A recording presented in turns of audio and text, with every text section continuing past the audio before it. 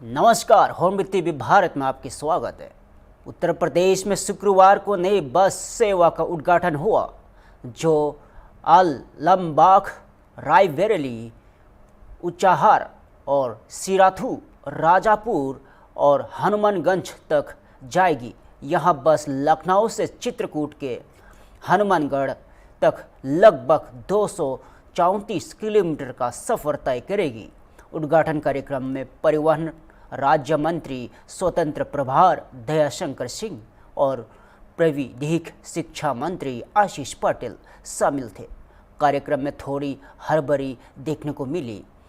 प्राविधिक शिक्षा मंत्री आशीष पटेल ठीक 10 बजे अपने आवास पर हरी झंडी दिखाने के लिए तैयार थे, लेकिन परिवहन मंत्री दयाशंकर सिंह समय पर नहीं पहुंचे। कई बार फ़ोन करने के बाद ही मंत्री का फ़ोन नहीं उठा। अंततः इंतज़ार करते करते आशीष पटेल को कुर्सी मंगाकर बस के बाहर बैठना पड़ा। करीब 5 मिनट बाद दयाशंकर सिंह मौके पर पहुंचे और बिना प्रोटोकॉल के बस के पास आए। दोनों मंत्रियों ने एक दूसरे पर फूल बरसाए और बस के अंदर की स्थिति का भी जायजा लिया। इसके बाद दोनों मंत्रियों ने बस को ही हरी झंडी दिखाकर औपचारिक उद्घाटन किया।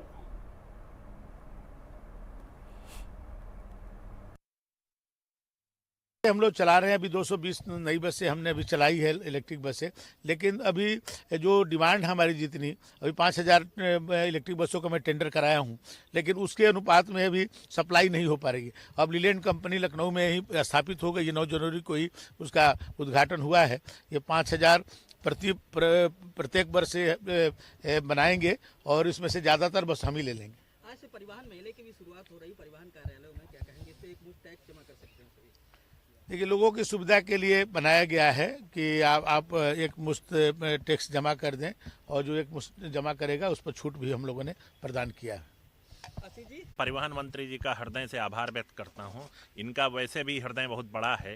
ये जहां पर मांगने वाले जाते हैं वहां देने का काम जरूर करते हैं।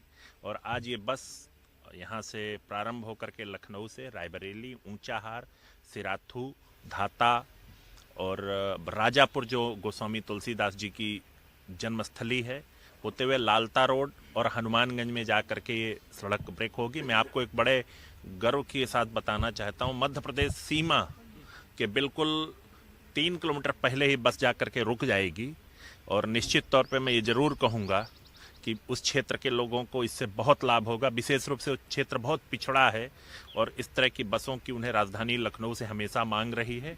तो मैं पुनः अपने परिवहन मंत्री जी का हृदय से आभार व्यक्त करता हूं कि उन्होंने अपना बहुमूल्य समय निकाला और मेरी इस मांग को, जो क्षेत्र की जनता मेरे माध्यम से लगातार मांग करती रही है, उसको पूरा करने का काम किया। मैं उन्हें पुनः परिवहन मंत्री जी को हृदय से आभार व्यक्त करता हूँ।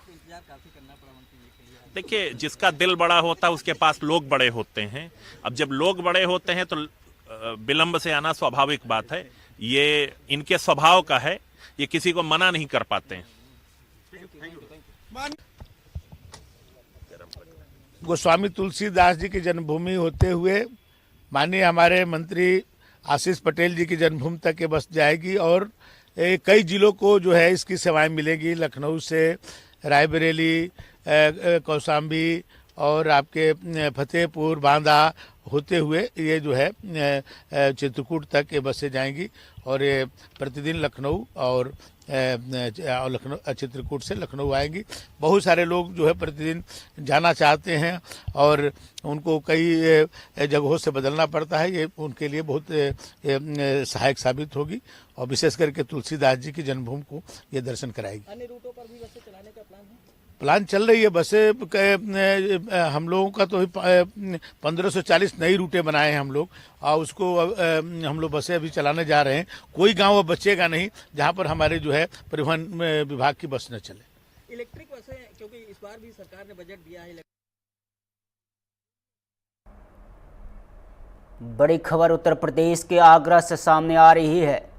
महाराष्ट्र के मुख्यमंत्री देवेंद्र फडणवीस छत्रपति शिवाजी महाराज की 369वीं जयंती के अवसर पर आगरा में आयोजित कार्यक्रम में शामिल हुए।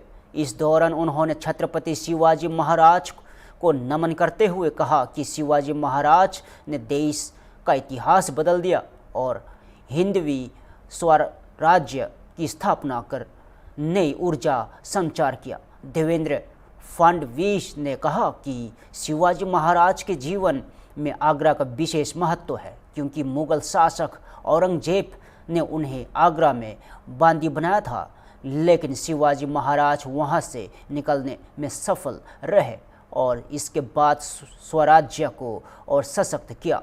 कार्यक्रम में उन्होंने उत्तर प्रदेश सरकार के मुख्यमंत्री योगी आदित्यनाथ का भी आभार जताया। उन्होंने आयोजन के लिए सभी आवश्यक व्यवस्थाएं उपलब्ध कराई। फडणवीस ने कहा कि आगरा में इस तरह के आयोजन ऐतिहासिक स्मृति और प्रेरणा का प्रतीक है।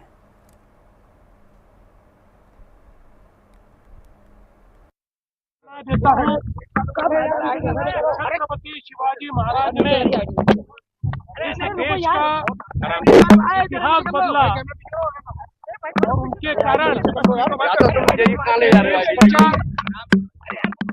उन्होंने इस देश में ऐसी ऊर्जा पैदा की कि हिंदवी स्वराज स्थापित हुआ और अटक से लेकर कटक तक हमारा अपना स्वराज हमको देखने को मिला। और विशेष रूप से उनके जीवन में आगरा का महत्व बहुत बड़ा है, क्योंकि जब औरंगजेब ने आगरा में उनको बंदी बनाया और औरंगजेब ये मानता था कि अब ये हिंदवी स्वराज समाप्त हो जाएगा, ऐसे समय जिस प्रकार से आगरा में उन्होंने एक अलग प्रकार के गुरिल्ला वॉर के माध्यम से, गनीमी कावा के माध्यम से वे आगरा से निकल पड़े और वापस उन्होंने स्वराज्य का निर्माण किया। इसलिए हम लोग यहाँ पर आगरा में आते हैं, यहाँ कार्यक्रम होता है। मैं उत्तर प्रदेश सरकार का, हमारे मुख्यमंत्री योगी जी का भी आभार व्यक्त करता हूँ कि यहाँ पर सारी व्यवस्थाएं हमको उपलब्ध करा दी जाती है और एक प्रकार से फिर एक बार महाराज की वीरता, उनका शौर्य, उनका जो बुद्धि चातुर्य था, उनकी जो युद्ध नीति थी, उन सभी को हम यहाँ पर याद करते हैं।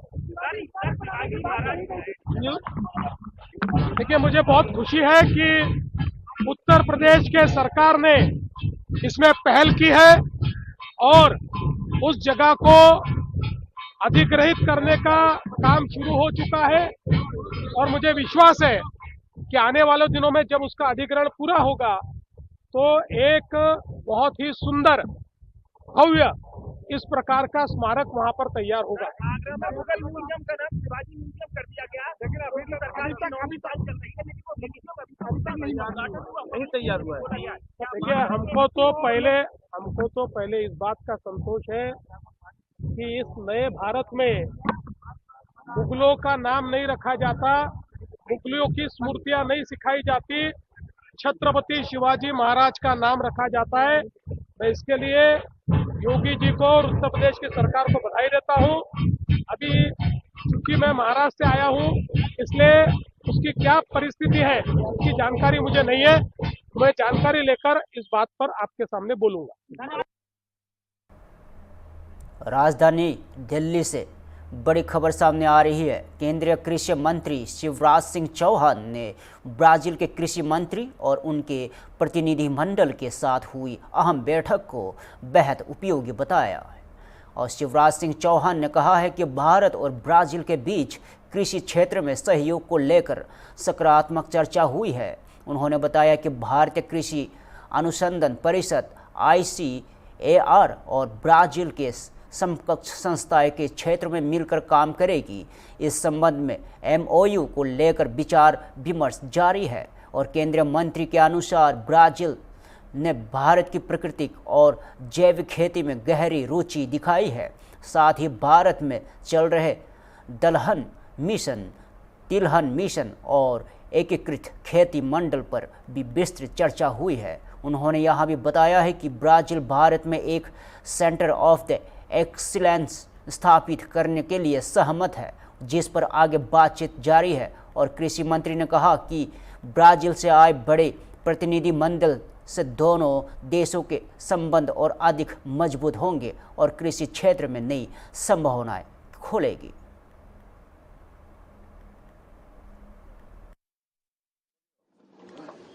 ब्राजील के माननीय कृषि मंत्री जी से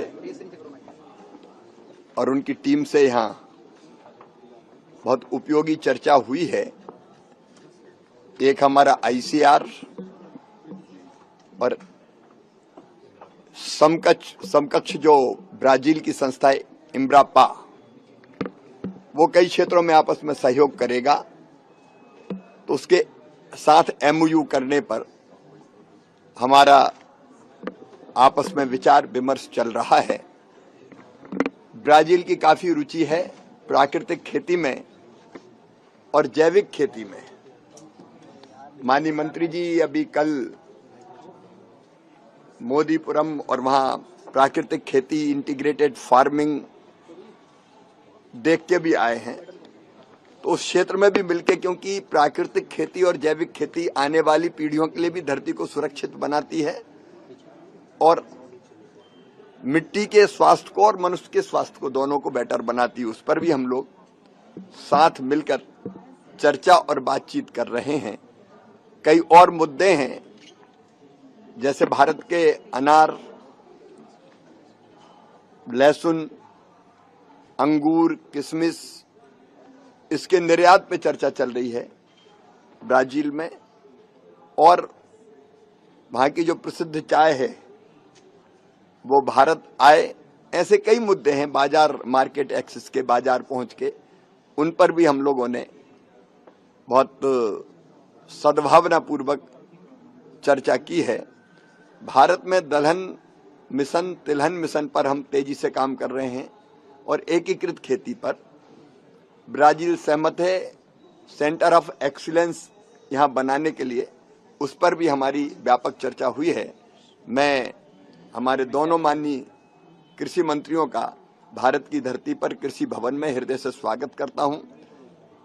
प्रेसिडेंट ब्राजील के नेतृत्व में एक वरिष्ठ मंत्रियों का प्रतिनिधिमंडल और एक बहुत बड़ा प्रतिनिधिमंडल अन्य क्षेत्रों में काम कर रहे प्रमुख मित्रों का यहां आया है।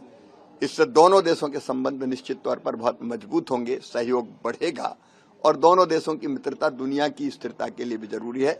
मैं फिर एक बार आपका यहाँ स्वागत। उत्तर प्रदेश के बजट पर विपक्ष की प्रतिक्रिया सामने आई है। कांग्रेस नेता आराधना मिश्रा ने सरकार के बजट को पूरी तरह दिशाहीन करार दिया है। आराधना मिश्रा ने कहा है कि बजट में कोई नई सोच या ठोस नई योजना नजर नहीं आती है। उनका आरोप है कि सरकार केवल बजट आकर बढ़ाकर उपलब्धि दिखाने की कोशिश कर रही है, जबकि हकीकत यह है कि नई योजनाओं के लिए केवल 4% से ही कम प्रावधान रखा गया है। कांग्रेस नेता ने यह भी कहा कि सदन और चुनावी मैनिफेस्टो के दिए गए वादों को पूरा करने के लिए बजट को कोई स्पष्ट व्यवस्था नहीं की गई है। उसके अनुसार किसानों, नौजवानों और महिलाओं के लिए इस बजट में कोई नई राहत या नई पहल शामिल नहीं है। आराधना मिश्रा ने सवाल उठाया कि क्या यह बजट वास्तव में विकास का विजन है या फिर सिर्फ आंकड़ों का विस्तार।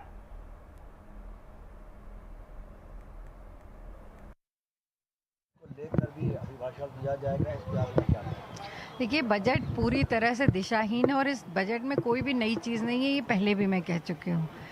और सरकार केवल आकार बढ़ा करके बजट में अपनी पीठ थपथपाती है, जबकि सत्यता ये है कि केवल 4% से भी कम वो नई योजनाओं के लिए दे रही है। और जो उन्होंने अपने वायदे भी किए थे, चाहे सदन में हो या मैनिफेस्टो में, उसको भी पूरा करने का सरकार ने इस बजट में कोई प्रावधान नहीं रखा है। तो पूरी तरह से किसानों के लिए, नौजवानों के लिए, महिलाओं के लिए कोई भी नई चीज़ इस बजट में नहीं है। मैम, कमाल अख्तर ने रमजान के महीने में 1 माह का मांगा है, उन्होंने एक अनुरोध किया है कि मैसेजिंग के लिए त्यौहार के, रमजान के लाउड स्पीकर को अलाउ कर दिया जाए, जिससे हम संदेश पहुंचा सकें। उन्होंने इस बात को इसलिए कहा क्योंकि ये परंपरागत तरीके से किया जाता था। हाँ। उन्होंने इस बात को सदन में रखा है, अब सरकार इस पर अपना जवाब देगी। मैम, क्या ये मैम लागू होना चाहिए, आपको लगता है? देखिए, जो परंपरागत चीज़ें हैं और यदि वो चीज़ें चली आ रही हैं लंबे समय से, तो उस पर सरकार विचार करे, उसमें क्या दिक्कत है।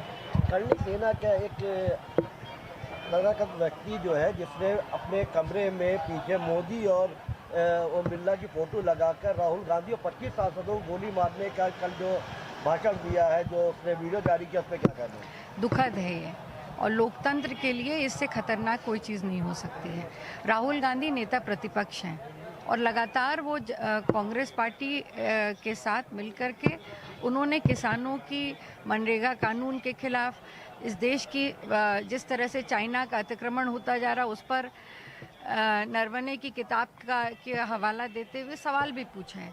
तो लगातार उनको इस तरह की धमकियां मिल रही हैं, पर राहुल गांधी उस विरासत के व्यक्ति हैं जिसने हमेशा इस देश के लिए अपने प्राणों की आहुति दी है। गांधी परिवार ने बलिदान दिया है, हम किसी से डरते नहीं। पर सबसे बड़ा सवाल यह है कि अभी तक उस व्यक्ति के खिलाफ जिसने सोशल मीडिया पे इस तरह का बयान, हिंसाजनक बयान दिया है, उस पर कोई कार्रवाई नहीं करी अभी सरकार ने।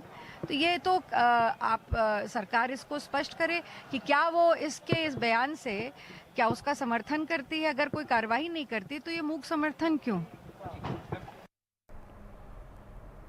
उत्तर प्रदेश की सियासी गलियारों में आज विपक्ष के दो बड़े बयान सामने आए हैं।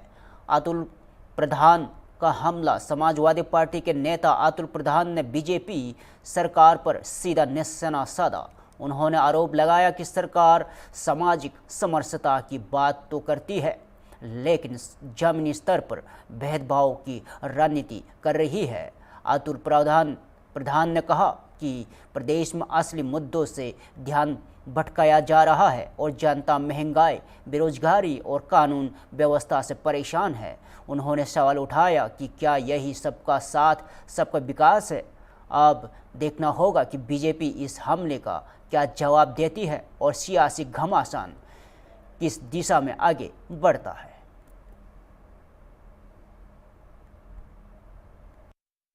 पार्टी के कमाल अख्तर, उन्होंने कल मांग की है कि 1 महीना लाउड स्पीकर को रमजान में अलाउ किया जाए, जिससे संदेश। देखिए, हमेशा आप एक चीज जान लीजिए, हमारा देश सर्व जातीय और सांप्रदायिक सौहार्द का प्रतीक है। विविधताओं वाला देश है हिंदुस्तान। यहाँ पर हिंदू, मुसलमान, सिख, ईसाई सब लोग, सब जाति धर्म के लोग मिलजुल कर रहते हैं। तो इसीलिए हम लोगों को एक दूसरे का सम्मान करना चाहिए। रमजान का पाक महीना है, सब लोग व्रत रखते हैं, फास्ट रखते हैं, तो ऐसे मौके पर उनको भी अच्छे तरीके से मनाने का मौका देना चाहिए। लेकिन जो आजकल चल रहा है, हमने देखा कल इनके डीसीएम जो डिप्टी चीफ मिनिस्टर हैं, किस तरीके से 101 लोगों को बुलाकर, बुटुक हैं, तो उनको बुलाकर कैसे चोटी की पूजा कर रहे थे। लेकिन अब समय बीत चुका, वो तो जो अपमान हो गया शंकराचार्य जी के जो शागिर्द थे, सब लोगों ने देश दुनिया में देखा किस तरीके से शिखा पकड़कर, चोटी पकड़कर और पैर रखकर उखाड़ने का काम इस उत्तर प्रदेश की योगी पुलिस ने किया। वो सब लोगों ने देखा अपमान होते हुए। तो मैंने कल भी सदन में बोला, मैंने कि चाणक्य जो थे उनके लिए ये कहा जाता है कि वो विद्वान थे, और ऐसे विद्वान थे कि उन्होंने मगध के सम्राट घनानंद को उखाड़ के फेंक दिया था। लेकिन उखाड़ने का कारण यही था कि उन्होंने भी अपमान किया था चाणक्य का। तो उस समय का अपमान चाणक्य ने नहीं सहा था, तो आज के ब्राह्मण उस अपमान को सहेंगे कैसे। और जिस तरह चाणक्य ने उस समय पर सौगंध खाई थी कि इस मगध के सम्राट को उखाड़ के फेंक दूंगा, आज इस समय पर भी ब्राह्मण समाज ने कसम खा ली है कि इस भारतीय जनता पार्टी की आताताई सरकार को उखाड़ कर फेंकने का काम करेंगे। साथ ही समाजवादी पार्टी के वरिष्ठ नेता शिवपाल सिंह यादव ने भी सरकार पर गंभीर आरोप लगाया है। शिवपाल सिंह यादव ने कहा है कि फैसला जनता के हित में नहीं बल्कि सत्ता के दबाव के लिए किए जा रहे हैं। उन्होंने स्पष्ट किया है कि लोकतांत्रिक मूल्यों की अनदेखी हो रही है और समाज के साथ न्याय नहीं की जा रहा है, और विश्लेषकों के अनुसार यहाँ बयान सत्ता पक्ष के लिए चुनौतीपूर्ण हो सकता है और राजनीति पड़ा लगातार बढ़ता दिखाई दे रहा है। ये सरकार को समाज के खिलाफ है, तो इसलिए उस समाज के लाउड स्पीकर क्या बहुत सी चीज़ों पर ये उनके साथ जुल्म कर रहे हैं। बड़ी खबर तेलंगाना की राजधानी हैदराबाद से सामने आ रही है। केंद्रीय मंत्री जी किशन रेड्डी ने कांग्रेस सांसद और नेता प्रतिपक्ष राहुल गांधी के बयान पर तीखी प्रतिक्रिया दी है। जी किशन रेड्डी ने कहा है कि पहली बार भारत सरकार ने देश में बड़े स्तर पर AI समिट का आयोजन किया है, जिसमें कई देशों के राष्ट्राध्यक्ष और बड़ी कंपनियों के CEO शामिल हो रहे हैं। उन्होंने उसे देश के लिए गर्व का विषय बताया। केंद्रीय मंत्री ने आरोप लगाया कि राहुल गांधी ने इस आयोजन को भी राजनीतिक मुद्दा बना दिया है और उन्होंने कहा है कि विपक्ष के नेता को देश और उसके विकास की समझ नहीं है। वे केवल सरकार, संस्थाओं और प्रधानमंत्री के खिलाफ बयानबाजी करते हैं। और रेड्डी ने कहा कि यह दुर्भाग्यपूर्ण है कि इतने महत्वपूर्ण वैश्विक आयोजन को भी राजनीतिक रंग दिया जा रहा है। अब देखना होगा कि इस बयान पर कांग्रेस की ओर से क्या प्रतिक्रिया आती है और AI समिट को लेकर सियासत किस दिशा में आगे बढ़ती है।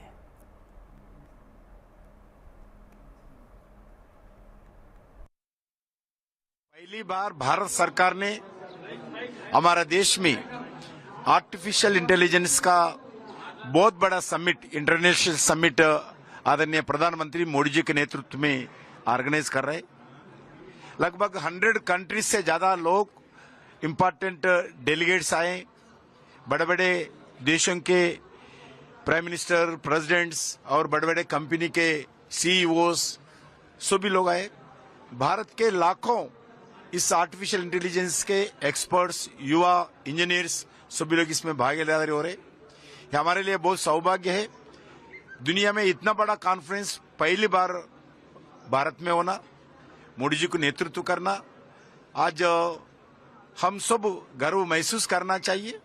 मगर दुर्भाग्य है, इस देश का opposition party leader, Congress party के नेता राहुल गांधी, इसको भी पॉलिटिकल इश्यू बनाया।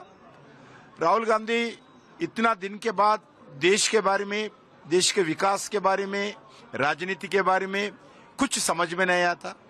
ओनली एंटी नेशनल लोगों से मिलना, विदेशों से मिलना, भारत के खिलाफ षड्यंत्र करना, देश के सेना के खिलाफ, देश के पुलिस के खिलाफ, देश के पार्लियामेंट के खिलाफ, प्रधानमंत्री के खिलाफ, सुप्रीम कोर्ट के खिलाफ, इलेक्शन कमीशन के खिलाफ, जो भी निर्णय होता है उसके खिलाफ करना एक ही आदत बना ली है राहुल गांधी। बिल्कुल बहुत दुर्भाग्य है हमारे लिए, देश के लिए।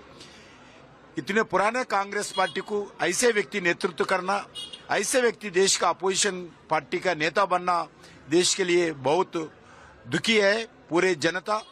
आज मैं सारी जनता से अपील करता हूं, कांग्रेस पार्टी का जो रवैया है, एंटी नेशनल एक्टिविटी का जो षड्यंत्र करके आज देश को बांटने के लिए, देश को वीक करने के लिए जो कांग्रेस पार्टी प्रयास करे, इसको पूरा लोग मिलकर इसको अपोज करना चाहिए, देश के साथ रहना चाहिए, देश के विकास के लिए पूरे सहयोग देना चाहिए। फिलहाल के लिए इतना ही। ताज़ा खबरों देखते रहिए होमबिल TV भारत।